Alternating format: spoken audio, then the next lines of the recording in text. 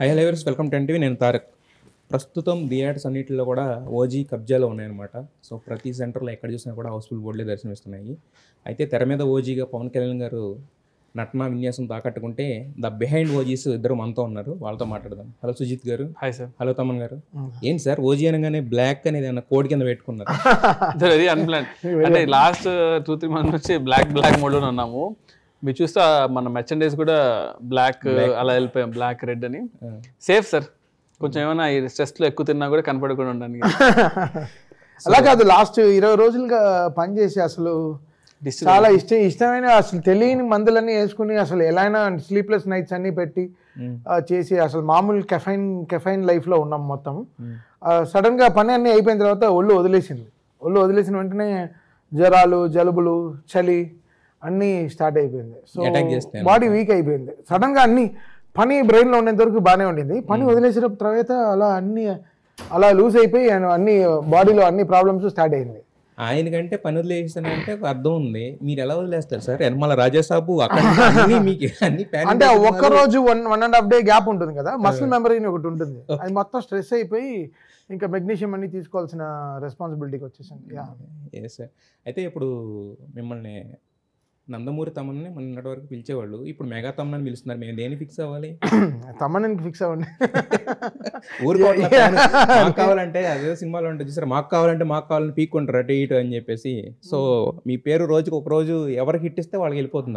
అలాగా అంటే ఇది పెద్ద రెస్పాన్సిబిలిటీ అండి. అంటే వాళ్ళు అంత నమ్మకం పెట్టుకున్నారు కాబట్టి I think we have to stand by them and చాలా 100% న్యాయం చేయాలి అంతే. సో ఇట్స్ బిగ్ రెస్పాన్సిబిలిటీ అంతే. Yes sir. అయితే సుజిత్ గారు బేసిక్గా ఏంటంటే డైరెక్టర్స్ అందరూ కూడా ఏంటంటే ఇప్పుడు అంటే కొంచెం పాన్ ఇండియా సినిమాలు వచ్చినాయి కాబట్టి 1-2 years పడుతుంది ఒక సినిమా తీసి రావడానికి. మీరు సాహో తీసిన తర్వాత ఆల్మోస్ట్ ఒక 6 years గ్యాప్ తర్వాత మళ్ళీ ఈరోజు పవన్ కళ్యాణ్ గారు ఇలా కూడా చూపించవచ్చా, ఇలా కూడా చూసే అదృష్టం ఉంటుందా అని అనుకుంటున్న టైంలో ఎలా అయితే చూడాలనుకుంటున్నారు ఫ్యాన్స్ అలా చూపించారు. మొత్తం అందరికీ ఒక పండుగ తీసుకొచ్చారు. బట్ ఈ 6 years ఆఫ్ స్ట్రగుల్ మీరు క్రాస్ ఓవర్ అయ్యి రావడానికి సో ఎక్కడి నుంచి దీనికి ఒక బూస్టప్ అనేది? అదే ఇంకా ఫస్ట్ అది సాహో అవ్వగానే కొన్ని ఫ్యూ మంత్స్ తర్వాత వెంటనే కోవిడ్లో 1-2 years ఎగిరిపోయింది. తర్వాత నేను ఇంకా హిందీ సినిమా కానీ బాలీవుడ్ మూవ్ అయిపోయాను. అక్కడ ఇల్లు తీసుకొని అక్కడే ఇంకా సెటిల్ అయిపోదాం అన్న టైంలో దెన్ ఇక్కడ నుంచి కాల్ వచ్చి త్రివిక్రమ్ గారు ఇలాగ ఒక సినిమా ఉంది వస్తారా అని చెప్పి ఐ కేమ్. సో మనకు కూడా చాలా ఇష్టమైన హీరో. సో లైక్ అటు తిరిగి మనము ట్రై చేయకుండా మనకు ఒక ఫోన్ వచ్చి కళ్యాణ్ సినిమా చేయాలని అన్నప్పుడు అరే ఓకే మనకి చాలా ఇష్టం కదా, ఒక ఆపర్చునిటీ, కానీ మనం అనుకునే సినిమా చేయగలుగుతామా లేదా, లేకపోతే నచ్చిన విషయం చేయగలుగుతామా లేదా అని ఉన్నింది. బట్ ఏదో తెలియదు సార్, ఏదో సంథింగ్ అంటే మేబీ ఇంత వెయిట్ చేసినందుకేమో తెలియదు కానీ నాకు రీమేక్ కాకుండా ఒరిజినల్ స్టోరీ ఇవ్వడము, అది గ్యాంగ్స్టర్ సినిమా అవ్వడము ఇంకా ఓకే కరెక్ట్గానే మీటర్లో ఉందని వర్కౌట్ అయింది. అండ్ ఇది జస్ట్ అంటే కంపేర్ చేసుకుంటే మనము ఇంకా ఇది ఫుల్ పొటెన్షియల్ కూడా కాదు కళ్యాణ్ గారు అంటే నేను చూసిన విధానంలో జస్ట్ శాంపుల్ లాగానే అయింది. బట్ దానికే people are like going crazy. And ఎప్పుడు అనుకున్నాను కదా గ్యాంగ్స్టర్ సినిమా అంటే కరెక్ట్గా సెట్ అవ్వాలి, హిట్ అవ్వాలి అనుకున్నాను సార్. ఫస్ట్ సార్ గ్యాంగ్స్టర్ చేశారు, ఆయన బాలు చేశారు, పంజాబ్ చేశారు ఉన్నాయి, కానీ ఇది మనం ఏం చూపించగలుగుతాం కొత్తగా అనే ఒక విషయం మీద కొంచెం ఫోకస్ చేశాం అనమాట. వర్క్ అయింది సార్. అయితే తమన్ గారు, సుజిత్ గారు ఇంతకుముందు ఒక ఇంటర్వ్యూలో మాట్లాడుతూ అసలు ఈ సినిమాలో ఫస్ట్ పాటలే వద్దని ఫిక్స్ అయ్యామని అన్నారు. మరి చెప్పారు మీకు అది ఫస్ట్ పాట డిస్కషన్స్? అంటే పర్టికులర్గా సాంగ్స్ అంటూ ఏం లేదు. సాంగ్స్ అంటే పర్టికులర్గా సాంగ్ షూట్ దీనికి నాగరా ముందర అలా లేదు. బట్ ఫిల్మ్ యాడ్ థీమ్స్కి అయితే మేము చాలా ఒక సాంగ్ లాగా వర్క్ చేసుకుందాం అనేది చాలా ప్రీ ప్లాన్డ్ ఐడియానే. చాలా లాస్ట్ 2 yearsగా చాలా మా కాన్వర్సేషన్స్ వెరీ బ్రిలియంట్. చాలా ట్రావెల్ చేసాం, జపాన్ వెళ్ళాము, దుబాయ్ వెళ్ళాము, లండన్ వెళ్ళాము, అంటే చాలా ట్రావెల్ చేసాం. అంటే ట్రావెలింగ్లో చాలా కొన్ని మారుతాయి. అది మేబీ చెన్నై కూడా వెళ్ళాము, కూర్చున్నాం, చాలా ట్రావెల్ చేసాం. అంటే సినిమాకి క్వాలిటీ డిస్కషన్స్, అంటే సినిమా ఇలా ఉండాలి అని అనుకున్నప్పటికీ నుంచి దెన్ ఫైర్ స్ట్రామ్ అనే వర్డ్ వచ్చింది. ఫస్ట్ అంగ్రిచిటా అనే ఒక వర్డ్ వచ్చింది. దాన్ని ఎలా డెవలప్ చేసుకుంటూ తీసుకెళ్ళాలి. సో దాని తర్వాత సినిమాలో క్యారెక్టర్స్ పేర్లు నాకు చెప్పడం స్టార్ట్ చేశారు, ఓమి అని. సో ఓమికి ఏం థీమ్ చేయాలి. సో అలా చాలా బ్యూటిఫుల్ డిస్కషన్స్ జరిగింది. సినిమా వచ్చి ఒక గన్స్ మధ్యలో తిరుగుతుంది కాబట్టి సో గన్స్ అండ్ రోజెస్ నా ఫేవరెట్ ఆల్బమ్, వాళ్ళ నా ఫేవరెట్ బ్యాండ్. ఆ వర్డ్ మా ఇద్దరికి నచ్చింది. సో దాంట్లో పాజ్ చేద్దామని, దానికి ర్యాప్ చేద్దామని. సో అలా సినిమాటిక్ థీమ్స్ ఇవన్నీ సాంగ్స్ కాదు. సో ఇవన్నీ థీమ్స్గా చేసుకున్నాం. దానికి లిరిక్స్ యాడ్ అయ్యి ఒక షూట్ చేసి మీరు చూస్తే దీనికన్నా సువి తప్ప పాటగా ఏం లేదు సినిమాలో. అంటే కోరియోగ్రాఫ్ చేయడానికో ఏదో. సో అంత థీమాటిక్గా కుదిరింది. But we wanted this to happen for this film. అయితే ఇప్పుడు ఆయన్నేమో పవర్ స్టార్ గారిని నెవర్ బిఫోర్ అవతార్లో చూపించాలనుకున్నారు, ఫిక్స్ అయ్యారు. మరి మీరేం ఫిక్స్ అయ్యారు? ఆయన కథ చెప్పిన తర్వాత పవన్ కళ్యాణ్ గారు ఈ సినిమాలో ఉంటారు అన్నప్పుడు మీరేం ఫిక్సేషన్ తీసుకున్నారు? అంటే నేను చెప్పాను కదా లాస్ట్ ఇంటర్వ్యూలో, చాలా ఈ తమిళ సినిమాలు అన్నీ వచ్చాయి కదా, జైలర్, విక్రమ్, బీస్ట్, లియో ఇవన్నీ వచ్చాయి. సో ఇవన్నీ వచ్చినప్పుడు ఒక సౌండ్ డిజైన్ తక్కువ వాళ్ళు కూడా they prove themselves that they went beyond ఇంటర్నేషనల్గా. They gave the sound visual అంతా. అది మన పైన చాలా ఒక రుద్రడం స్టార్ట్ చేశారు. మన వాళ్ళు చేయలేకపోతున్నాం అని ఏదో హ్యాండిక్యాప్డ్గా చూశారు. అది కొంచెం గట్టిగా తీసుకున్నాను. అది I think I want to give that correct out. But ఈ సినిమా set the stage for us. నాకు సుజిత్ కానీ ఇది ప్రాపర్ స్టేజింగ్ ఇచ్చింది. ఓకే నవ్వు మీరు చూపించండి రా మీరు ఎవరని. And Sujeeth came with this brilliant idea called OG. దాంట్లో పవన్ కళ్యాణ్ గారు రావడం, ఆయన మళ్ళీ ఇలా ఈ గన్స్ అండ్ ఇవన్నీ కత్తిలు ఇవన్నీ పెట్టుకుని చేయడం, and martial arts, judo, like I'm talking about all this samurai విషయాలన్నీ, జపాన్ ఇన్ఫ్లుయెన్స్ తీసుకురావడం సినిమాలో, జాపనీస్ ఇన్ఫ్లుయెన్స్ తీసుకురావడం, ఇవన్నీ నాకు కొత్త ఐడియాస్ అన్ని ఓపెన్ అయ్యాయి అనమాట. And that's how was getting paid today. అంటే పవన్ కళ్యాణ్ గారు అని చెప్పి జపాన్ ఎపిసోడ్ ఇదంతా రాసుకున్నారా? అంటే మార్షల్ ఆర్ట్స్ ఇదంతా, లేదంటే కనుక ముందు నుంచి స్టోరీలో సాహో రిలీజ్ అయినప్పుడు, సాహో జపాన్లో రిలీజ్ అయింది సార్ యాక్చువల్లీ. సో అప్పుడు వెళ్ళాను నేను యాక్చువల్లీ జపాన్కి. అండ్ జపానీస్ కల్చర్ మామూలుగానే కొంచెం ఇన్ఫ్లుయెన్స్ అవుతూ ఉంటాయి ఎక్కువ చిన్నప్పటి నుంచి, యానిమే చూడడం కానీ బుక్స్ చదవడం కూడా. And when I had conversation with Kalyan గారు కథ చెప్పిన తర్వాత మేము జస్ట్ ఆయన కొన్ని విషయాలు చెప్పడము, ఆయన నచ్చిన సినిమాలు నాకు నచ్చడం, సర్జియో లియోన్ సినిమాలు అవన్నీ మాట్లాడుతున్నప్పుడు ఒక బ్యాక్ డ్రాప్ అనేది ఈ మధ్యకాలంలో లైక్ ఏ సినిమా చూసినా కూడా ఒక వరల్డ్ బిల్డింగ్ ఒకటి జరుగుతుంది. వరల్డ్ బిల్డింగ్ చేద్దామని ఇంటెన్షన్ ఎప్పుడు లేకుండా, కానీ బ్యాక్ డ్రాప్ మాత్రం ఏదైనా I wanted do something fresh అనమాట. అండ్ జాపనీస్ కన్నా బెటర్ బ్యాక్గ్రౌండ్ ఏముంటుంది ఇద్దరికి. నాకేమో యానిమే చాలా ఇష్టం, ఆయనకి ఏంటంటే ఐకిడో కానీ, అకిరా కురోసావా డైరెక్టర్ కానీ. సో ఇవన్నీ ఇష్టం కాబట్టి ఇద్దరు ఒక గ్రౌండ్కి రావడం జరిగి ఒక పేజ్లోకి వచ్చి దెన్ వి థాట్ ఓకే దీంట్లో మనం have to influence. So then I wrote a back story, strong back story రాసుకున్నాను అనమాట. ఆ సినిమాలో ఉంటుందో పక్కన పెడితే సుభాష్ చంద్రబోస్ గారి దగ్గర నుంచి స్టార్ట్ చేసి I wrote a story, second world war, Japanese culture, అక్కడ నుంచి వచ్చిన క్యారెక్టర్, ఆ క్యారెక్టర్ వచ్చి ల్యాండ్ అయితే మొనస్టిక్, అది అక్కడ కథ ఓపెన్ చేద్దామని ఫిక్స్ అయ్యాను. మిగతా అంతా ఒక బుక్లో చెప్దాం అనుకున్నాం. సో ఫస్ట్ బుక్ రాసేసాం, అది బుక్ రేపు వస్తుంది, రేపు ఇలా రిలీజ్ చేస్తున్నాం. ఓకే చేసి అక్కడ నుంచి మన కథ తీసుకున్నాం అనమాట. సో ఊరికే సమ్మరాయి పట్టుకొని అంటే కటానా పట్టుకొని ఫైట్ చేయడం కన్నా కూడా కటానా ఏంటి, కటానాకు ఒక బ్యాక్ స్టోరీ, ఇప్పుడు అలా చేయడం వల్ల అది ఎక్కువ ఇన్నర్ చెప్పింది. సో పీపుల్ స్టార్టెడ్, ఫ్యాన్స్ అందరూ జాపనీస్ నేర్చుకోవడం అని ఏదో మీమ్స్ అన్ని రావడం జరిగింది.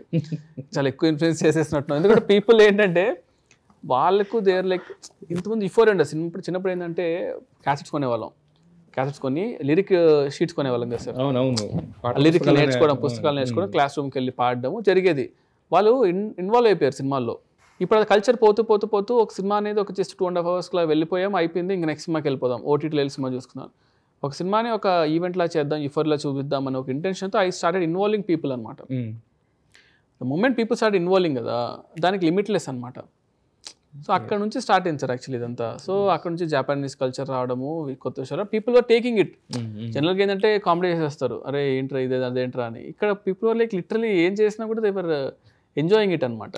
అంటే అది స్టాండర్డ్గా, అది ఒక క్వాలిటీగా అది మనం అది తీసుకెళ్తే people will start respecting it.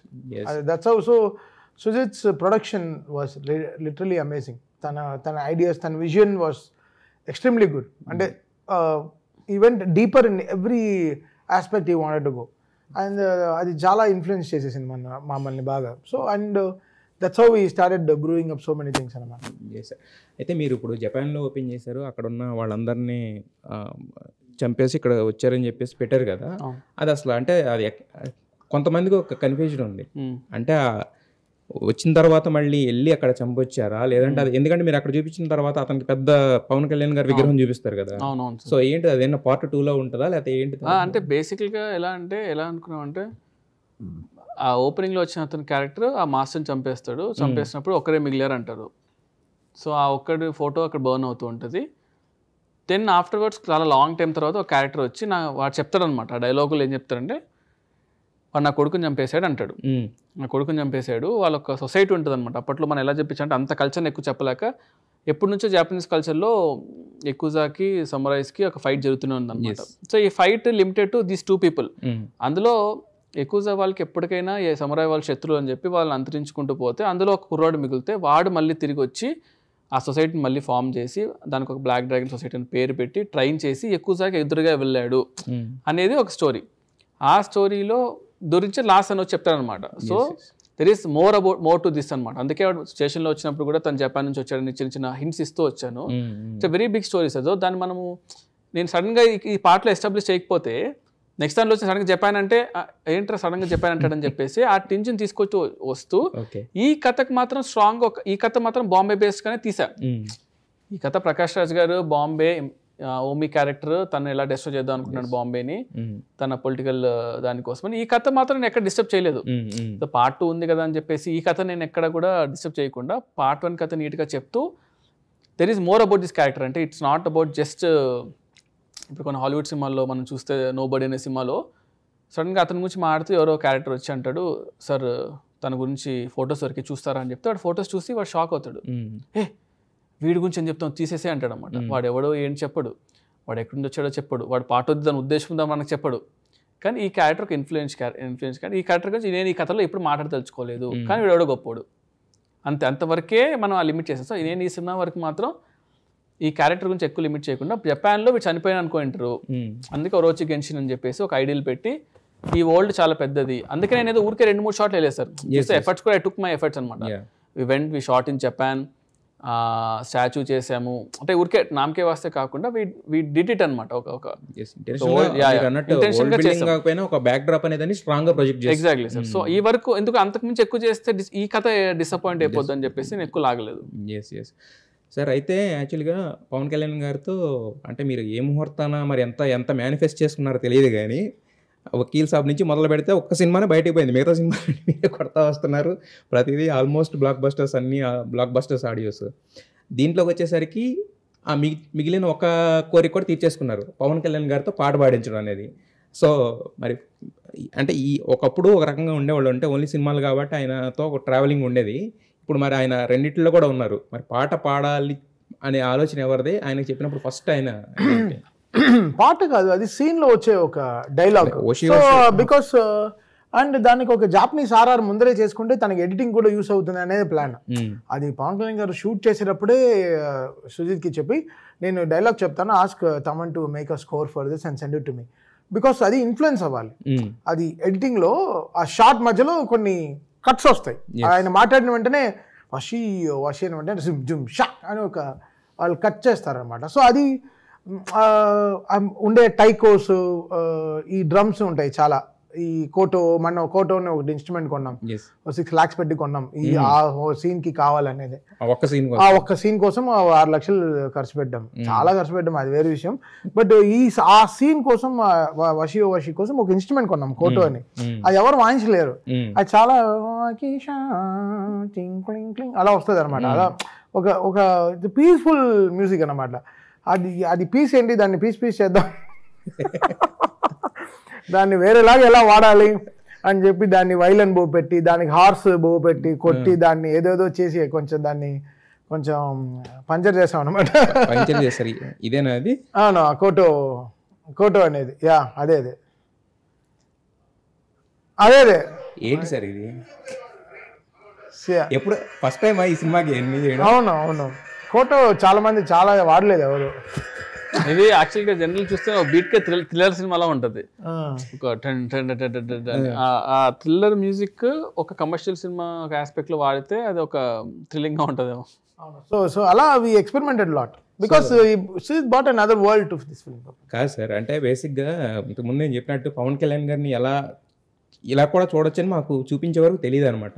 So ఏం చెయ్యొచ్చో ఈ సినిమాకి ఒక మ్యాడ్ అన్నట్టు చేస్తారనమాట మొత్తం రకరకాల. గివ్ ఇట్ ఫుల్ కదా, అంతే కదండి. అంటే ఇప్పుడు అందరూ ఫ్యాన్స్ కూడా 12 years తర్వాత మా కళ్యాణ్ ఇలా చూస్తున్నారని ఆ ఫ్యాన్స్ అసలు నేను ఇది చెప్పాను కదా, పీపుల్ ఓన్ ఫిల్మ్, వాళ్ళు పీపుల్ ఓన్ చేసుకున్న సినిమా ఇది. మేము అంటే ఇంకా మేము కరెక్ట్గా మంచి ప్రోడక్ట్ మాత్రం ఇవ్వాలి అంతే. దట్ నేను సుజిత్ లెఫ్ట్ నో స్టోన్ అనమాట. అసలు వీ వాంటెడ్ గివ్ అసలు లాస్ట్ 15 days మ్యాజిక్ ఈ సినిమా. లాస్ట్ 15 days అంటే ఏం జరిగింది? సినిమాకి జరిగిన ముందర 15 రోజులు ఎడిట్ కానీ మ్యూజిక్ కానీ the way we all worked, put our heart. అంటే ఓజీ తప్ప ఇంకేం లేదు. అంటే ఓ రింగ్ రోడ్ మొత్తం ఓజీయే ఉంది మాకు. మొత్తం రింగ్ రోడ్ మొత్తం ఓజీనే ఉంది. అసలు గుర్రాన్ని ఇలా పెట్టుకుని వెళ్ళాం సినిమాని. అప్పుడు కానీ మాకు మొత్తం ఫ్రేమ్ వచ్చి చెక్కింది ఎలా, first reel music 8th reel ఎలా రావాలి, second reel music 3rd reel ఎలా రావాలి. So because hungry చీటా, guns and roses, fire Storm అన్నీ వర్కౌట్ అయింది, చాలా పెద్దగా వర్కౌట్ అయిపోయింది కాబట్టి. సో ఇవన్నీ ఎలా జనాలకి ఎంత బ్యూటిఫుల్గా ఒక కాన్సెప్ట్ లాగా ఎలా దీన్ని థియేటర్లో ప్రొజెక్ట్ చేయడం అనేది we both were very clear. అయితే సుజిత్ గారు దీంట్లో ఒక సాంగ్ కూడా షూట్ చేశారని చెప్పారు. బట్ ఆ సాంగ్ తీస్తారు ఏంటి, అది సెట్ కాలేదా లేకపోతే నెక్స్ట్ టైం యాడ్ చేస్తారా? యాడ్ చేస్తాం సార్. యాక్చువల్లీ ఇప్పుడు అది దాని గురించి డిస్కషన్ జరుగుతుంది. అంటే ఎందుకు తీసారు ఫస్ట్ ఆఫ్ ఆల్? అంటే తీయడం అంటే షూట్ చేయడమా సార్? సినిమా షూట్ చేశారు కదా ఆల్రెడీ, షూట్ చేసిందే ఎందుకు కట్ చేశారు? ఎడిట్ ఎందుకంటే సార్ బేసికల్గా అవర్ ఇంటెన్షన్ వాస్ లైక్ ఒక ప్లేస్లో పెడదామనే ఇంటెన్షన్తో ఆ పాట తీయడం జరిగింది. కానీ ఎడిట్ అంతా అయిన తర్వాత మనం అనుకునే పాయింట్కి ఆ పాట స్పీడ్ బ్రేకర్ లాగా ఉంది అని ఒక ఇంటెన్షన్ ఉండిందనమాట. ఇప్పుడు ఆ పాట మళ్ళీ తీసుకొని స్పీడ్ బ్రేకర్ అవుద్దా అంటే ఒక స్పీడ్ బ్రేకర్ తీసి ఇంకో స్పీడ్ బ్రేకర్ పెట్టినట్టు వి బ్యాలెన్స్ ఇట్ అనమాట. ఇప్పుడు ఏదైతే ఇప్పుడు పెట్టడం జరిగిందో దాన్ని we just clubbed it and did. And ఎప్పుడైనా ఎగ్జామ్ రాసేటప్పుడు ఏమవుద్ది, మనం ఫుల్గా చదువుతాం ముందంతా, లాస్ట్ మినిట్ చదువుతున్నప్పుడు మాత్రం ఏదో చదివేస్తాం కానీ ఎక్కేస్తాయి. 10 నిమిషాలు చదివినప్పుడు లాస్ట్ ఎక్కేస్తాయి కదా. అలాగే ఇప్పుడు ఏదైతే సినిమా అయిన తర్వాత మన బ్రెయిన్ ఇంకా డబుల్ స్పీడ్ పనిచేస్తాం. 15 days అన్నా కదా, లాస్ట్ 15 days అని. ఆ 15 days తీసుకునే డెసిషన్స్ అనమాట ఇవన్నీ. ఏది కరెక్ట్ ఏది తప్పు, సినిమాకి అడ్డంగా ఏం ఉండకూడదు, ఫ్లోలో ఏం చెప్తున్నామని అలా కాల్స్ కొన్ని తీసుకున్నాం అనమాట. తీసుకొని ఇప్పుడు మళ్ళీ రిలీజ్ అయిన తర్వాత ఓకే ఇది ఇక్కడ పెడదాము, ఇక్కడ వర్కౌట్ అవుతుంది, కొన్ని ఫీడ్బ్యాక్స్ తీసుకొని వీ డిడ్ ఇట్ అనమాట. So it will comes it in day or two it will be attached actually. Okay sir. అయితే ఇప్పుడు మీరు చూస్తుంటే ఓజీకి జస్ట్ ఏదో మ్యూజిక్ డైరెక్టర్ లాగా కాకుండా దాన్ని ఓన్ చేసుకుని టోటల్ చేసినట్టుంది. మరి కంటెంట్ వైజ్ కూడా మరి సుజిత్ గారికి మీ సపోర్ట్ ఏమైనా ఉందా? అంటే అర్థం కాదు. కంటెంట్ వైజ్గా అంటే ఇప్పుడు స్క్రీన్ ప్లే వైజ్గా కానీ వీటిల్లో కానీ ఇది ఇక్కడ నుంచి ఇక్కడ తీసి ఇక్కడ పెడితే ఇలా నాకు తెలియని దాంట్లో నేను అసలు వేలే పట్టినండి. అది that's not my cup of tea. Sujith team is fantastic team. అంతా మా ఏజే, we are all in the same age. So we understand, మా వేవ్ లెన్స్ వర్ సేమ్, అందరం ఒకే గ్రూప్ లో ఉన్నాం. ఓజీ యూనివర్స్ అని మాకు ఒక గ్రూప్ ఉంది. సో దాంట్లో వీఆర్ ఆల్ దేర్. సో ఇది ఇప్పటి ఆగే సినిమా ఇది కాదు, ట్రావెల్ కాదు. దీనికి what ever it is, what sequels prequels what ever it is, OG will survive for next 10 years అండి. ఎస్, అదే డౌట్ చాలా మందికి. ఓజీ సెకండ్ పార్ట్ అని వేశారు, అది సీక్వెల్ ప్రీక్వెల్ అది తెలుస్తుంది సార్. ఇంకా మాకే ఇంకా అలాగే రెండు ఒకసారి షూట్ చేస్తాం అనుకున్నాం, సీక్వెల్ లాగా షూట్ చేసి. అదే అనేది సెకండ్ పార్ట్ సీక్వెల్ అవుతుందా? ప్రీక్వెల్ ఉంది, సీక్వెల్ ఉంది సార్. యాక్చువల్లీ రెండు ఉంటాయి. Okay. So we're shooting it at a time అనమాట. అట్ ఏ టైం షూట్ చేసి రెండు వీఆర్ రిలీజింగ్. Yes sir. అయితే ఇప్పుడు యూనివర్స్ అనేది అంటే అన్ఎక్స్పెక్టెడ్గా క్రియేట్ చేశారా మరి, లేకపోతే అంటే మళ్ళీ ఇక్కడ తీసుకురావాల్సి వచ్చిన అవసరం ఏమొచ్చింది సాహో అని? బేసిక్గా సార్ ఇది నేను కష్టపడి చేసిన సినిమా సార్ సాహో, ఓకేనా? అవును. So it's end of the day it's okay అంటున్నా. ఈ ఇంటెన్షనల్గా క్యాష్ చేసుకుందామని యూనివర్స్ను, లేకపోతే వాళ్ళని ఆ ఫ్యాన్స్ని ఇక్కడ తీసుకొద్దామని ఇంటెన్షన్ అది కాదు. కానీ but I felt happy because ఇప్పుడు నేను ఇందాక రాష్ట్రం మీద మారుతున్నప్పుడు మనం ఏదన్నా ఒక ప్లేస్కి వెళ్ళాం అనుకోండి, ఇక్కడ కూర్గ్లో ఒక ప్లేస్లో వెళ్ళాం, ఒక స్ట్రీట్ ఏదైనా చూస్తాం మనం సినిమాలో చూస్తే నేను వెళ్ళాను రా అంటాం. అరే ఈ స్ట్రీట్ నాకు తెలుసు, ఈ హోటల్ నాకు తెలుసు, నేను వెళ్ళేవాడిని అక్కడ అని మనం కనెక్ట్ అవుతాం కదా. సినిమాలు చూసేటప్పుడు చార్మినార్ చూసినప్పుడు నాకు తెలిసి చార్మినార్, లేదా ట్యాంక్ బండ్ చూసాం. అలానే చూసే ఆడియన్స్కి ఓకే ఆ సినిమా వరల్డ్లో ఉంటున్నప్పుడు వాళ్ళు చూసిన ఆల్రెడీ ఒక వరల్డ్ని సడన్గా తీసుకొస్తే Dil feel happy about it అనమాట. అరే ఇది తెలుసా, ఇదిరా సాహోరా, ఇది ఆ కుర్రోడు ఎవడో తెలుసా, ఇతనురా అని వాళ్ళకు ఒక చిన్న ఎగ్జైట్మెంట్ ఉందన్నమాట. మనకు ఛాన్స్ ఉండి మన ఎగ్జైట్మెంట్ క్రియేట్ చేయకపోవడం అనేది తప్పేమో అనిపించింది నాకు. అదేదో వాళ్ళు ఎవరో చేశారు ఇది అన్నీ ఎప్పుడో జంధ్యాల గారు అప్పుడు చేస్తున్నారు. యాక్చువల్లీ ఒక సినిమాలో క్యాటరింగ్, ఒక సినిమాలో తీసుకురావడం అవన్నీ he did much before only. ఇది నథింగ్. మనం దాంతో పోల్చుకుంటే అరే ఇంత ఇద్దరు పెద్ద స్టార్డమ్ ఉన్న హీరోస్ వాళ్ళ వరల్డ్స్ కలవడం అనేది people will feel happy about it అని అనిపించింది నాకు. ఎవరికే ఛాన్స్ దొరకదు, మనం దొరికినప్పుడు మనం ఎందుకు దాన్ని వదులుకోవడం బట్ కాకపోతే ఏంటంటే మీరు అంటే ఇంటెన్షనల్గా చేసినా అన్ఇంటెన్షనల్గా చేసినా బట్ ఆ ఫ్యాన్స్ అందరూ కూడా ఖచ్చితంగా దీన్ని సపోర్ట్ చేశారు. They felt happy. అంటే ప్రభాస్ గారు ఒక ఆబ్జెన్స్ ఏదైతే ఉందో ఆయన కనపడకపోయినా కూడా ఆ సినిమా పేర్లో మీరు జస్ట్ ఆ వాజ్ చేయగానే అదంతా గుర్తెచ్చుకున్నారు వైబ్ అంతా కూడా అందరూ కూడా యాక్చువల్లీ. ఎస్. అయితే ఎప్పుడు కూడా ఒక సినిమా ఫెయిల్ అయిన తర్వాత ఒక హీరో సినిమా మీరు తీసుకొస్తున్నారు పవన్ కళ్యాణ్ గారిది, ఫెయిల్యూర్ అనేదాన్ని ఎప్పుడు కూడా టచ్ చేయడానికి ఎవరు ఇష్టపడరు, ఎందుకంటే ఇది ఒక ఫ్రెష్ ప్రోడక్ట్ కాబట్టి. జానీ అనే సినిమా ఆయన చాలా ఇష్టపడి కష్టపడి చేసిన సినిమా, బట్ ఆ టైంకి ఏదో వర్కౌట్ కాలేదు. ఈ సినిమా చూస్తుంటే మాకు ఆ జానీ గన్న ఇన్ని వాడినప్పుడు ఈ సినిమా పేరు ఓజీ కాదు జానీ అన్న రేంజ్లో మొత్తం సెలబ్రేట్ చేశారు జానీ థీమ్ని. సో ఈ ఐడియా ఎవరిది, పవన్ కళ్యాణ్ గారిదా మీదా, దానికి తమన్ గారు ఎలా ఆ స్కోర్తో లేపడం ఎన్ని ఎలా? అంటే ఇది యాక్చువల్గా ఇద్దరిది చెప్పాలంటే. ఫస్ట్ ఆఫ్ ఆల్ ఎక్కడో ఒకటి జానీ అనేది బేసికల్గా ఎమోషన్ అనమాట పర్సనల్గా. అండ్ ఇట్స్ నాట్ అబౌట్ సినిమా వర్కౌట్ అయింది వర్కౌట్ అయిపోయిన పక్కన పెడితే కళ్యాణ్ డైరెక్ట్ చేశారు సినిమాని, నేను ఒక డైరెక్టర్ని. సో ఒక టెక్నీషియన్ ఏంటని అర్థమవుతుంది. సో ఆయన తీసినప్పుడు ఆ సినిమా మాకు అర్థమైంది ఆయన ఎంత ఎఫర్ట్స్ పెట్టాడు దానికి, దాని వెనకాల ఏమేమి ఉన్నాయని క్లారిటీ వచ్చేస్తుంది. నేను ఆ డైరెక్టర్ అయిన తర్వాత నాకు అర్థమైంది ఏదో ఒకటి చేసి ఇది ఉండాలి అనేది నా ఇంటెన్షన్ అనమాట. So then I told Johnny gun పెడదాము అనేది నా ఇంటెన్షన్ ఉంది. Then I kept it. దానికి స్కోర్ మాత్రం ఇలా జానీ స్కోర్ లాగా వెళ్దాము అని అనుకున్నాం. దాన్ని అన్న ఇంకా ఒకసారి సడన్గా వీడియో కాల్ చేసి నీకు సర్ప్రైజ్ అని చెప్తే ఏంటని చూస్తే రమణ్ గౌర్ గారు వచ్చారు. మేము రమణ్ గౌర్ గారు తీసుకొచ్చేసి బ్యాండ్ పాపం అంతా బ్యాండ్ కట్టించేసి ఆయనకి అలా ఇద్దరు రెడీ అయ్యి కూర్చున్నారు. నీకు సర్ప్రైజ్ ఉంది రా అన్నాడు. సో జానీ అనేది సాంగ్గా చేద్దామని నేను అనుకున్నాము, లెట్స్ గో జానీ. దాన్ని అన్న కొంచెం ఎక్స్టెండ్ చేసేసి look at my face in the mirror అని, అది మాకు ఇంకా వి హ్యాడ్ దట్ అబ్బా ఇంకొంచెం ఎక్స్టెండ్ ఉంటే బాండ్ ఫ్యాన్స్ అందరూ అదే ఫీల్ అవుతున్నారు ఇప్పుడు చూసిన తర్వాత. ఉంటే బాండ్ అన్నాడు. బట్ నేను ఓకేలేనా మనకు ఇంకా కావాలనిపించాలి కానీ ఇంకా అరే ఇంకెంత అనిపించకూడదని. అది కూడా అక్కడ ఎమోషన్ చాలా సెన్సిటివ్ అండి. అవునవును. పాప వెరీ రిస్క్ సార్ అదైతే. అది ఎవరు మనం డేర్ చేయడం అంటే, ఎందుకంటే ఆడ వచ్చింది వేరే పర్పస్ కోసం. సో లాస్ట్ వరకు ఎవరు చూపించలేదు కూడా, నా ఇద్దరికే తెలుసు, అది ఎవరికి తెలియదు, ప్రొడ్యూసర్ కూడా తెలియదు పార్ట్ యూజ్ చేసినట్టు. స్టూడియోలో బయట తాళం వేసి ఇది మాత్రం అన్ని వెళ్ళిపోతున్నాయి, ఇది మాత్రం వెళ్ళకూడదు అన్నాడు.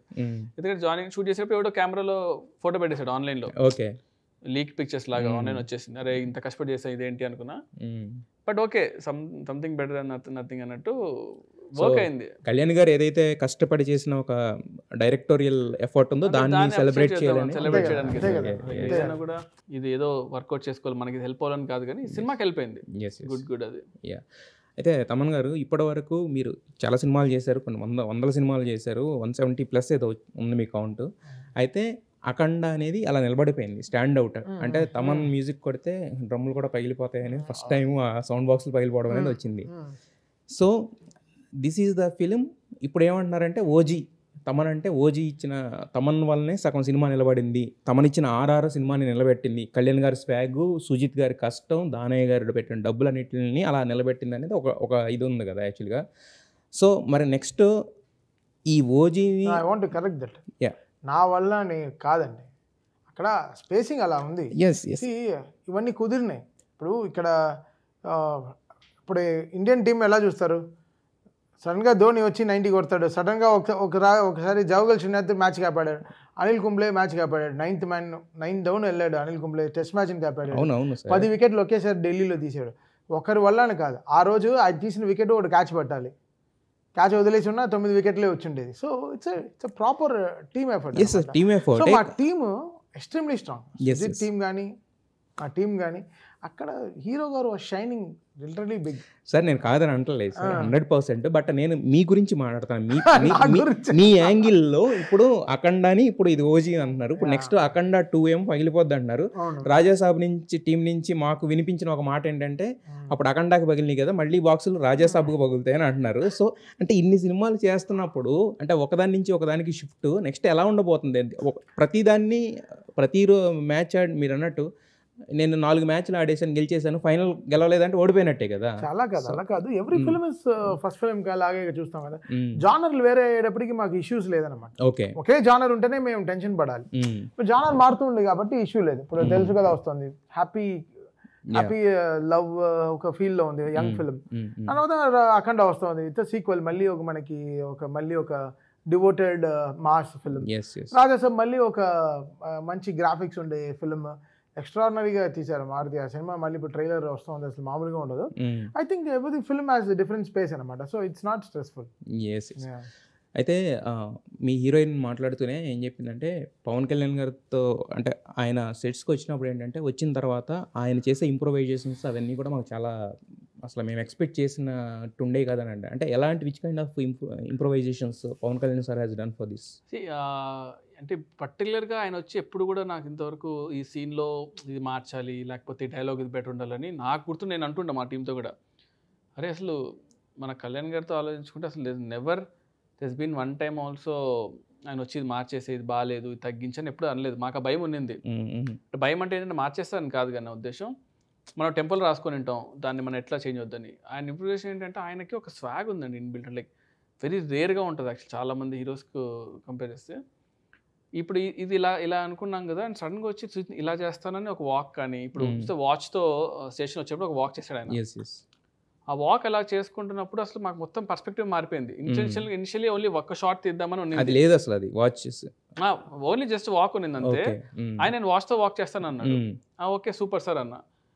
అప్పుడు ఒక షాటే ఉన్నింది ప్లాన్ యాక్చువల్లీ, ఒక వాక్ తీద్దామని. కానీ ఆయన చూసే స్వాగ్ చూసి లైక్ యూనో దీన్ని కొంచెం మల్టిపుల్ యాంగిల్స్లో షూట్ చేయాలని చెప్పి మళ్ళీ ఆ తర్వాత ఆయన షూట్ చేశాక మన పోలీసుల రియాక్షన్ అవన్నీ అసలు ఆయన వచ్చినప్పుడు ఆ బుల్లెట్స్ తీసుకుంటాడు క్యారెట్ ఆవిడే అని చెప్పేసి అలా కూర్చోవడం. లేకపోతే ఇప్పుడు గణపతి లాడ్జ్ అదేదో బయటకు వెళ్తున్నప్పుడు వాక్ చేయడం అంతే, దాంట్లో కటానాతో బ్యాగ్ పెట్టుకొని ఇలా చేద్దాం సార్ అన్న. ఫస్ట్ కటానా పెట్టుకుందాం సార్ ఇది అన్నా నేను, మళ్ళీ బ్యాగ్ పెట్టుకుందామని అనుకున్నాం.